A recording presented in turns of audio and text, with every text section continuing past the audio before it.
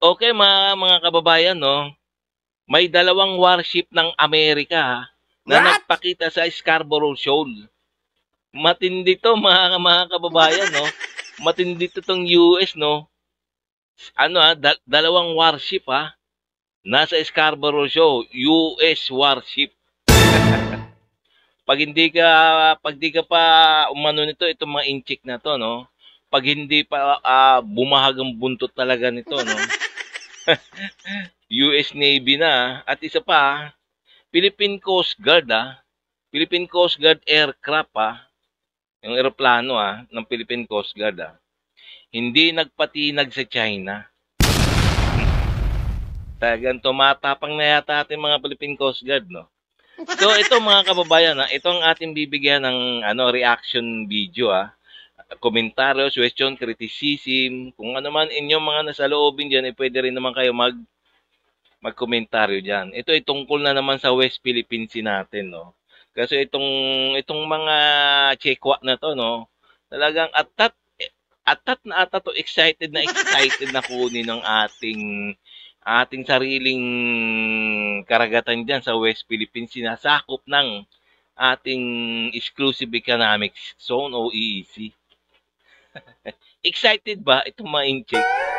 Excited na wala naman sa ayos. Okay, no? Kung bago ka pa lang sa aking channel, please like and subscribe na lang muna sa ating YouTube channel bago tayo mag-umpisa. And also, please paki-subscribe din kay John Reps. So, sa kanyang video to, no, ating bibigyan ng reaction. Okay? Umpisa na natin. Sa update sa patuloy na tensyon sa West Philippine Sea, ang Philippine Coast Guard kahapon ay muli na namang nagsagawa ng Maritime Domain Awareness Flight sa Scarborough Shoal o Baho de Masinloc gamit ang Cessna Caravan aircraft nito. At habang papalapit ang Philippine Coast Guard aircraft, 50 nautical miles pa lamang mula sa Zambales, abay isang barkong pandigma ng People's Liberation Army Navy na may numerong 553 ang nag-radio challenge sa Philippine Coast Guard.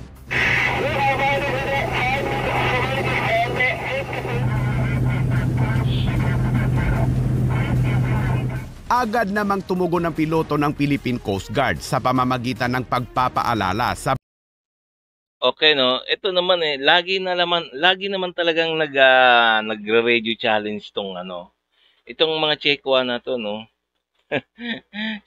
Alam naman nila, no. Parang di nila alam na ang kanilang ginagalawan diyan ay isakop ng ating bansa, ng ating Exclusive Economic Zone. Para naman siyang mga mga kumbaga bulag sila O kumbaga mga engot Itong mga singkit na to, no. Alam nilang sakop ang Exclusive Economic Zone ng ating bansa yung ginagalawan nila Pati ang radio challenge sila.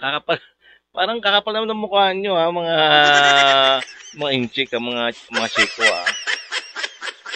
barko ng China na sumunod sa batas domestiko ng Pilipinas at sa international na tuntunin sa maritime, alinsunod sa Republic Act 12064, Philippine Maritime Zone Act, sa United Nations Convention on the Law of the Sea kung saan miyembro ang China at sa 2016 Arbitral Award. Tulad ng mga Kailan pa sumunod yan, no? Kailan pa sumunod sa international law, itong mga inchik na to? Nakaraang radio challenge ng mga barko ng Philippine Coast Guard sa mga barko ng China ay hindi pa rin sumasagot ang mga barko ng China. Pero sa buong paglipad ng sasakyang panghimpapawid ng Philippine Coast Guard sa Baho de Masinloc ay paulit-ulit na naghain ng radio challenge ang barkong pandigma ng China.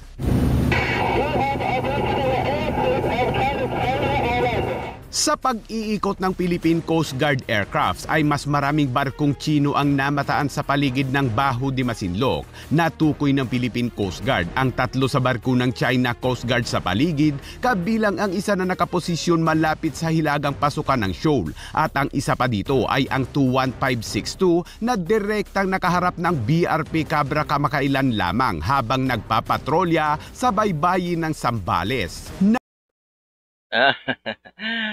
Ang kukulit talaga nung kakapal. Ang kakapal talaga. Kakapal talaga ng mukha nito mga inchik, no? Ang dami pa nilang mga barko diyan sa ating kumbaga bakuran natin eh. Ang dami pa nila, no? Talagang talagang excited na ba? Kumbaga ang feeling nila sa kanila na yung ano na yan, yung exclusive economic zone ng Pilipinas. Ba't naman kayo ganyan, mga inchik?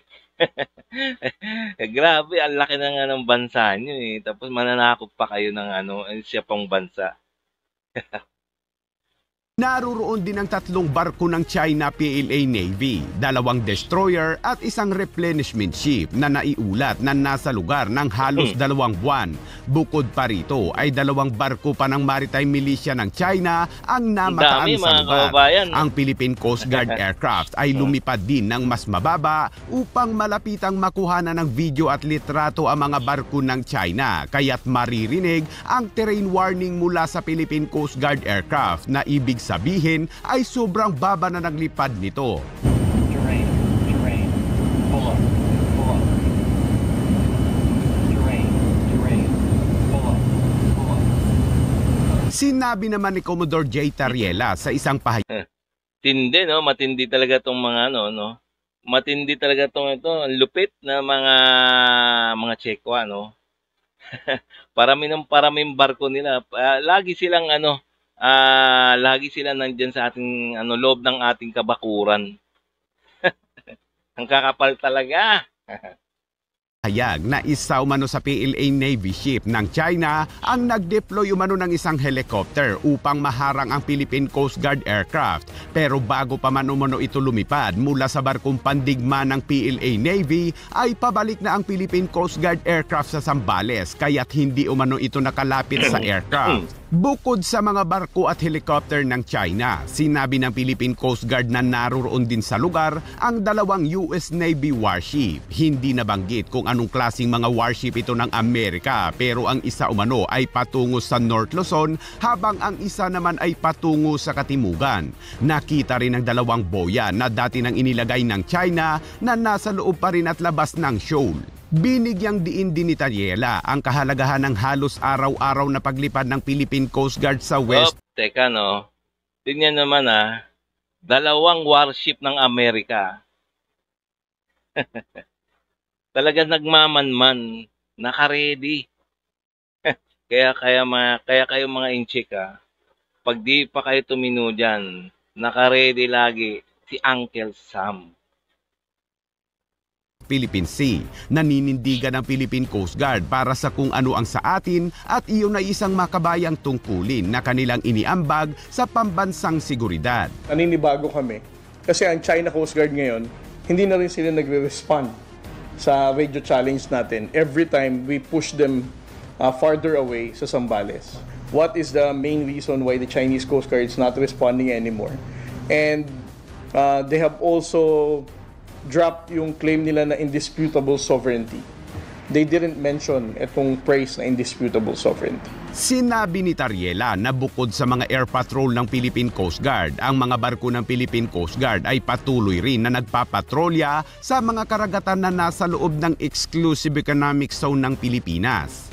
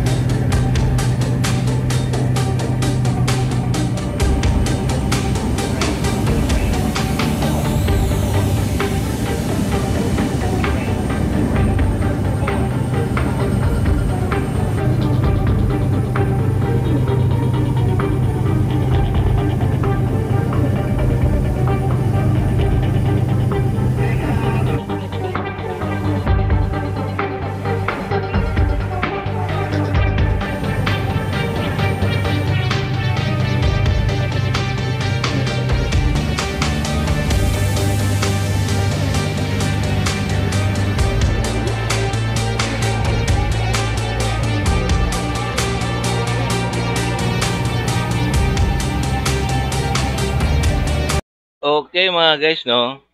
Nalaman natin na ang dalawang warship ng Amerika laging handang makipaggera, makipagbunuan dyan sa mga inchik. Tingnan nyo naman ayun mga kaalyado natin So, very good talaga.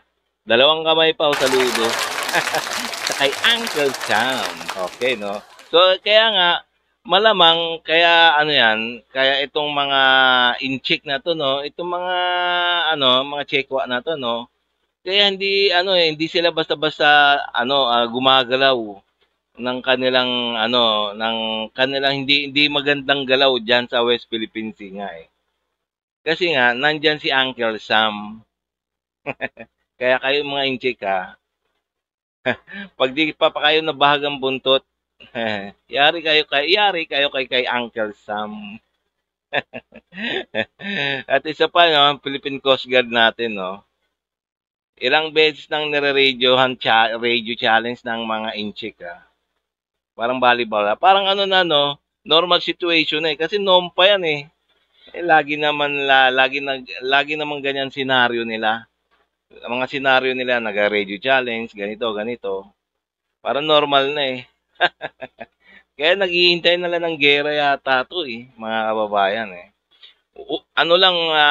kumbaga, galaw lang ng kaunti ng isang malupit ng galaw lang ng mga inchik magkakagera na to.